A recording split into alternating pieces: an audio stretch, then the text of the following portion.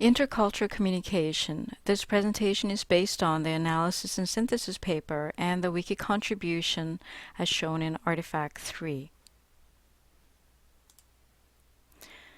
The contents include cultivating the space in between case study, internationalization and globalization, areas of the diversity and prejudice and discrimination, culture and its impact on interactions, principles of intercultural communication strategies, and finally, the summary.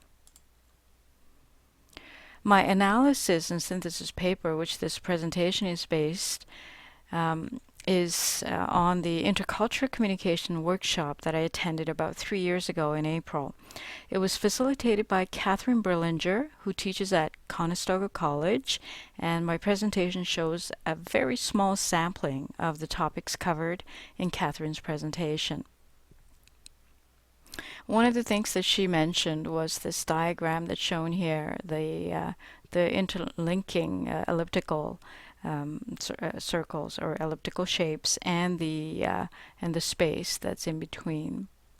And there's a quotation at the end that I'll share with you that also refers back to this at the end. In the workshop that Catherine presented, there were some case studies that we worked on, and here's one sample from a student's perspective. I went to a teacher with 3 of my friends because we all had the same problem, and we wanted another better student to talk for us, but the professor said rudely, 1 at a time. He can go, he's not in my class.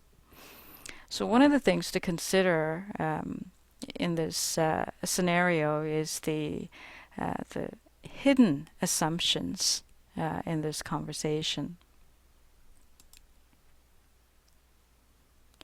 There's a general feeling that internationalization in Canada has not kept pace with globalization.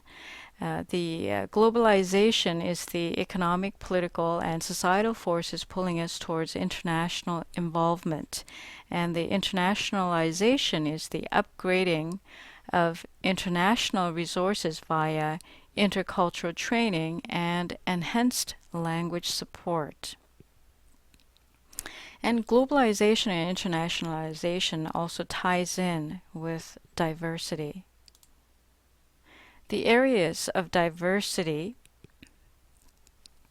that would include ethnicity, race, religion, nationality, personality, gender, age, time in Canada, profession, socioeconomic status, employment status, wellness or illness and mobility, abilities, disabilities, mental health, and the list goes on. Given the complexities of these diversities, an individual's perception or understanding may sometimes lead to prejudice and discrimination. Prejudice equates to negative personal attitude towards a member of another group, and discrimination as observable adverse behavior towards such a group member. Prejudice plus discrimination plus organizational or dominant group power equates to unconscious and or deliberate denial of recognition, power, and privilege. This was an interesting revelation for many people attending the workshop at the time. Now we move on with culture and how it impacts interaction. Culture equates to shared meaning, informs values, beliefs, standards, language, thinking patterns, behavioral norms, communication styles. And culture guides the decisions and actions of individuals and groups.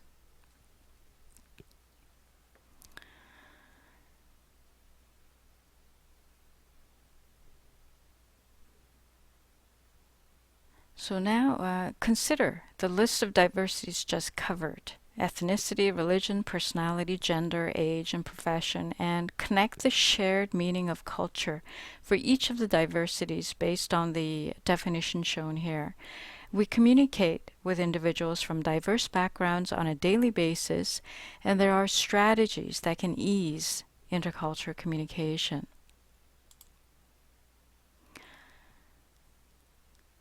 The first step in the process is awareness that we are cultural beings. We are unaware of how our cultures inform our perceptions, cognition, emotions, and actions.